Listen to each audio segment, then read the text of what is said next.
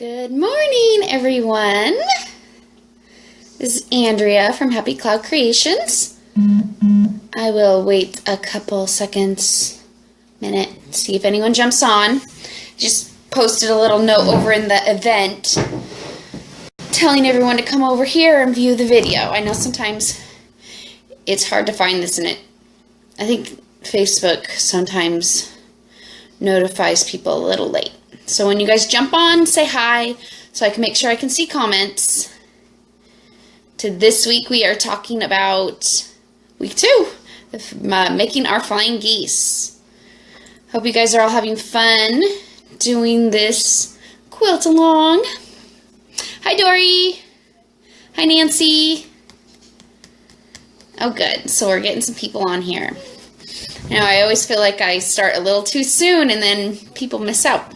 Hi, Patty. Hi, Florence. All right, so do you guys like flying geese? I know some people, if you're new to quilting, they're a little scary.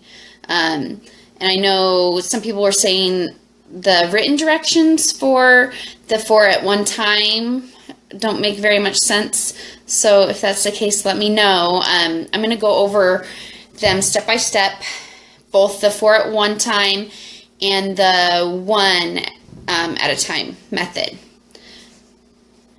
Hi, Sandra. Hi, Charlotte. Hi, Kelly. Yay. Okay, good. We got some people on here. So, flying geese. I know, so I've been quilting since I was, like, really quilting, probably since I was 16. The quilt before that, I don't really count that as quilting. I was just like a little kid, and I was 12, and I just sewed some pieces of fabric together and made a quilt, you know. But like using real techniques and stuff, I was probably 16. And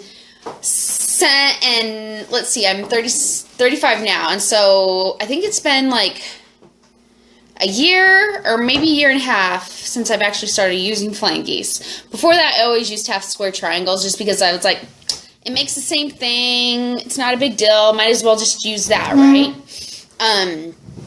But when you do flying geese, the nice thing about that is when you sew your fabric together, you're not getting a seam. Like you would have a seam down your pretty fabric. And having a flying geese, you get that full pretty fabric, right?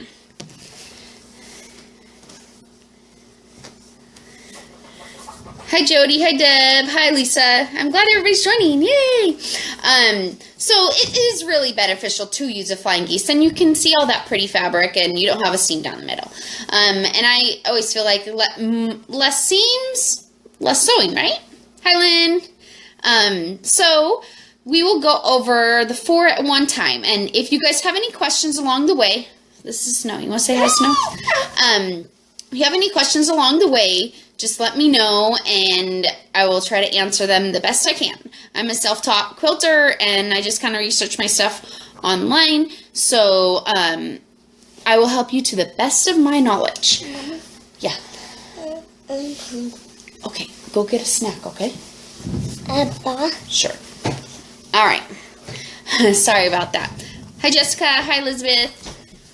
All right, so 4 at one time.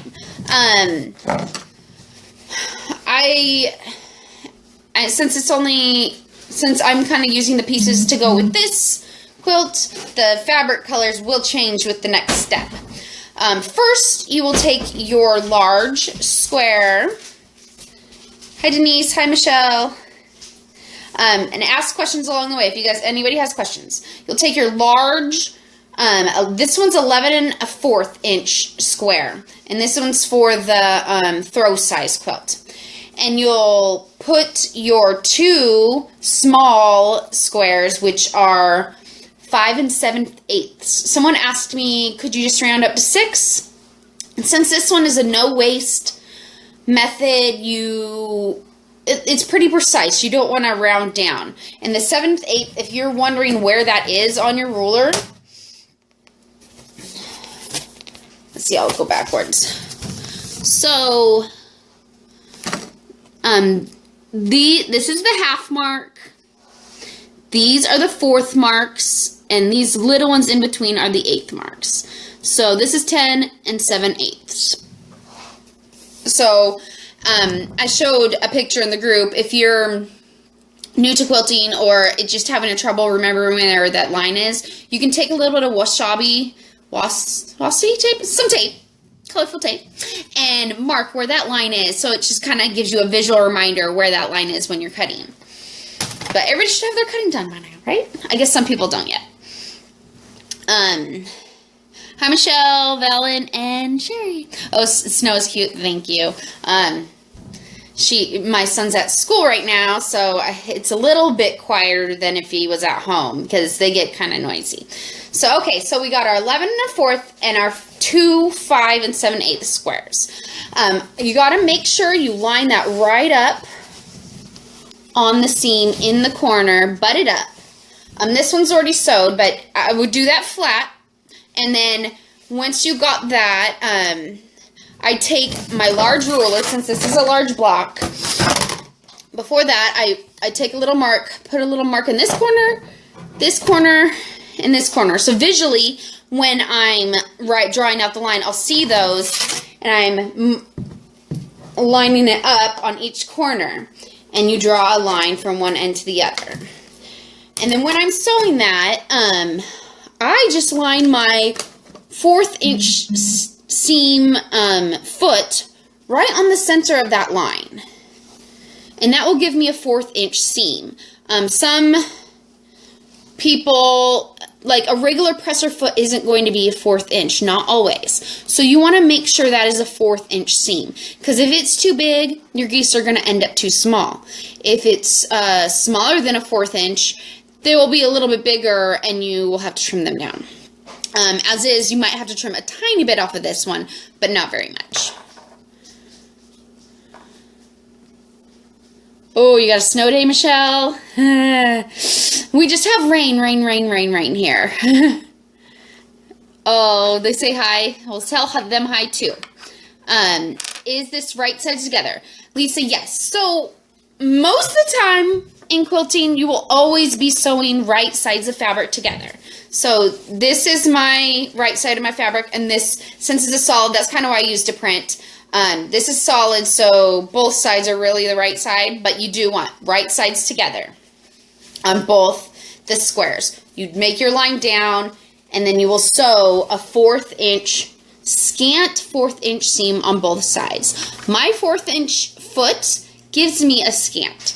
Not all do, but mine does. So you might need to reposition your needle to make it a 1/4 inch. If you look in the basic instructions in the pattern, it tells you how to determine if you are sewing a 1/4 inch seam scant. A lot of patterns don't tell you it needs a scant, but they do. So it just accounts for when you fold this fabric over, that fabric's going to take up a little bit of that fabric. The folding it over is going to take up a little bit of the fabric, and that's why you want to do a scant.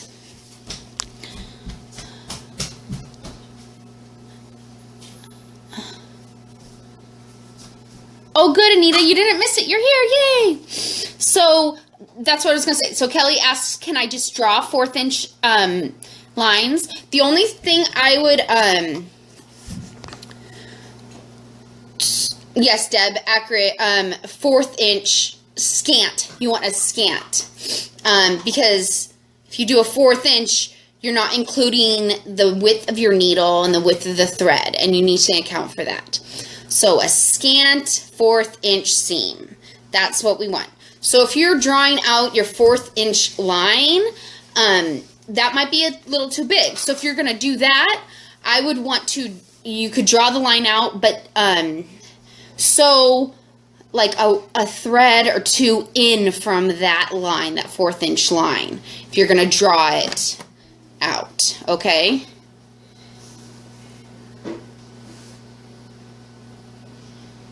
Oh, wow, yeah. Cutting out all those 46, people are like, why 46? Because it's the color that's throughout, so there's going to be a lot of those. So next week, half square triangles is going to be fun. Okay, so does everybody understand that? We got our two squares, and we're gonna sew a 1/4 inch from that center seam. So once that's sewed, I will sew one side, and then I'll take the pins out, because since it's stabilized with that seam, I'll take my pins out, and then I like to chain piece them all. So I get them all ready, and I chain piece, which is you sew one seam, and then you just throw the next one in and sew it again. And then once you're done, you can just clip them in between. So I take it off, and then I will sew the other side, because I don't really like sewing over pins, because I guess it's dangerous, but I do it. And so, okay, so we got those on. Any questions, let me know. And then I just typically will take my scissors and cut right along that line, the middle line that I drew. And I have my 2 seams, a 1/4 inch, a scant 1/4 inch from it. I know the whole scant and regular 1/4 inch is kind of confusing. Before the last challenge, the National Quilter Circle Challenge, I had no idea about a scant, what a scant seam was, because my foot just automatically does it. And so, when you are piecing pieces that are different sizes, it's really important so that all your pieces come out the correct size. Like, so you're using 2.5 inch strips and 4.5 inch strips. You want your seam to be accurate so everything comes together like a puzzle and things aren't smaller than they should be. Okay, so we cut it down the center. So we'll have 2 almost like heart-shaped blocks. Before you press this, you need to set your seam, which you take your iron and just press it down on the seam while it's still closed. And then I like to finger press it open, just kind of finger press it open on the ironing board, and then you want to press it open. We don't want to do any swirling motion that can cause it to become wonky. Just press it, okay? Do your points match up or overlap in the center? Yes, so if you can see, my 2 squares overlapped a little bit. Is that clear, Kelly? So they overlap probably, I don't know, about a 1/4 inch, I think. I will measure it for you. They overlap about a 1/2 inch. So like this way. So yeah, you'll want those squares to be overlapping. If it's the correct measurements, the 11 1/4, the 5 7/8, they will overlap. So we press that open, and then we got a bunch of heart-shaped blocks, okay? So you'll take both those heart-shaped blocks, and you'll take another 5 7/8 square and put it on that corner of your large color. And you will do the same thing. You'll match, you'll draw a line from the tippy top to the bottom. Right sides of fabric facing each other again. We always want our right sides of our fabric facing each other. Mark down the center, sew a 1/4 inch. You kind of will know that you're sewing the stamp 1/4 if your thread ends up here and here. See how that does that? Can you guys see that? I know the comments are all down here, so I'm trying to show above that. So you'll see that it kind of meets up there. All right, does everybody understand that? Oh, hi, Pen. I'm glad you can make it. Any questions about that? So we'll have 2 of these per combo. And then I take my pins out. And then I just go ahead and cut down the center on this one as well. It's a little bulky here, but you could use your rotary cutter and ruler. I just find that cutting with my scissors just is a little faster for me. And then you'll want to set this seam with your iron. Just press it down and then finger press it open and press it. I also learned that if you're having trouble with them becoming wonky after pressing, try with a dry iron. Don't have any water in your iron, because sometimes the steam can make seams on the bias wonky. So this is what it's going to look like. So we're just going to have some little dog ears that we're going to have to trim off. Can you have some water right now? Just have some water really quick. I'm not done yet. Sure. All right, so you'll want to go through them, even though this is supposed to be no waste exact. You want to go through them and make sure that they're the correct size and trim them up to what you need. So let's see. These are supposed to be 10.5 by 5.5. So you can see that this up here needs to be trimmed a little bit. And then the width is perfect, but it's going to need to be trimmed a little bit on top. So go through all 4 of those and trim them. Okay, so let's see. Does anybody have questions? Which way do you press your seams? Nancy, I always press to the attached triangle. So this is the main part of the geese, and I just always, it feels like there's less bulk if you do that. Press it outward to the attached triangles. Yay, Denise, now you understand. Does anybody have questions with that? I know the first time I made them, I'm like, I saw the diagram in the tutorial of someone else's, and I was like, I don't understand that. That doesn't make sense. It kind of makes sense once you actually make them, and it's like, okay, I understand how that actually becomes 4 geese, you know? It's just a little confusing. So anybody questions with the 4 at one time? So if not, I'll go on to the next one. Because I know, like, when you guys tie something, there's a little bit of delay in between when I get your message and when you send it. Hi, Judy. Wow, we're getting lots of people on today. Maybe everybody's snowed in. We just get rain and rain. I was hoping we could get a little more snow this winter, but we haven't. We just got that one day of snow. All right, so let's move on to the 1 geese at a time. The reason I didn't do just 2 of the BG sets of the 4 at one time is because I didn't want to make 2 extra geese that we didn't need. And also it kind of gives people the skill set to make them both different ways, which is a nice skill to have. If you just want to make 1 geese, you're not making 4, you know what I mean?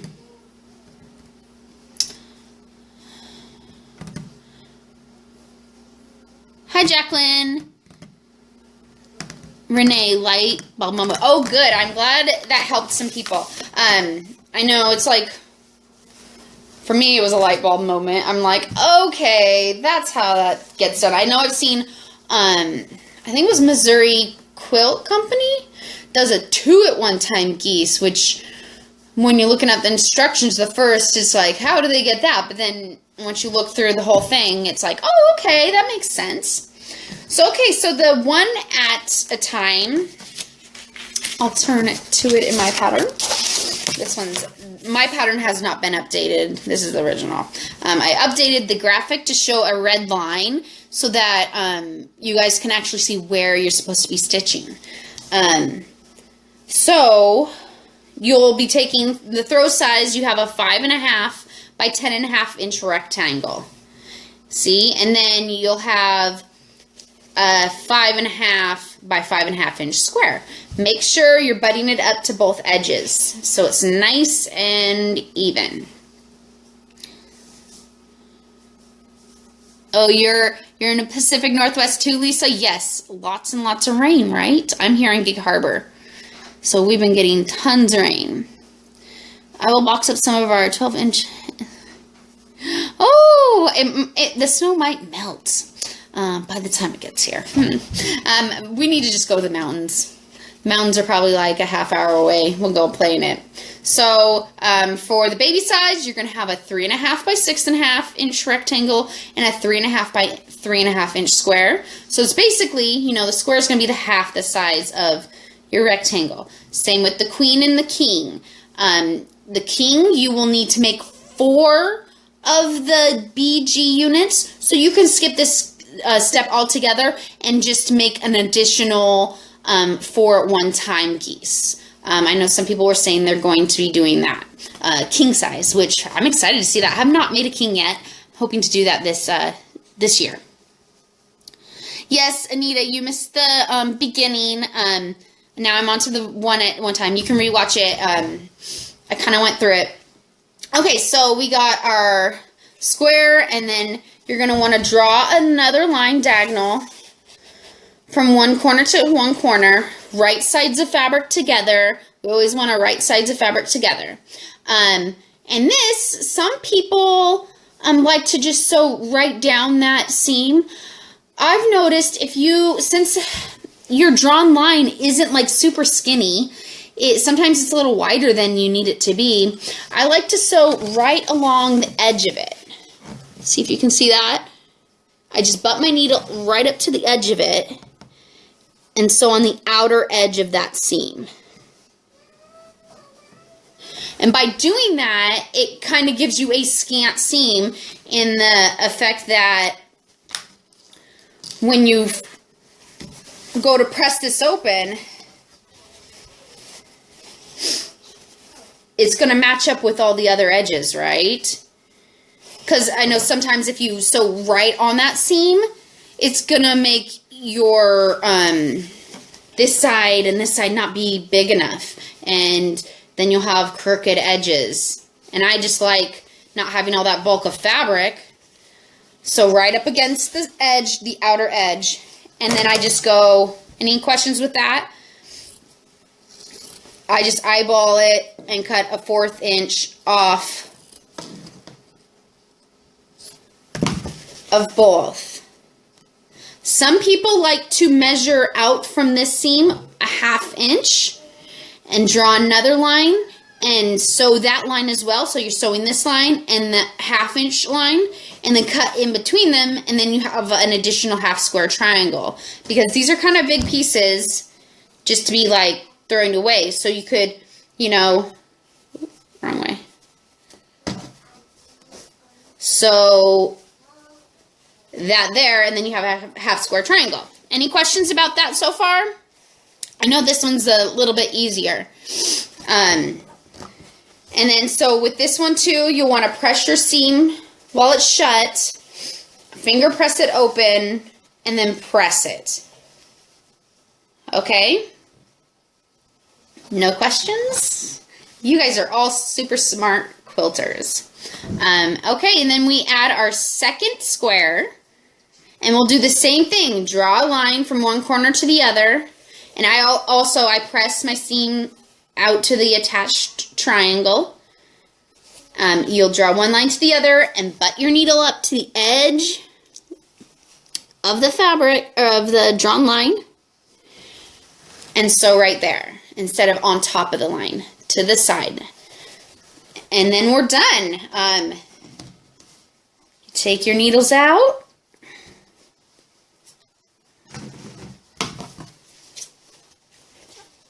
Cut both layers.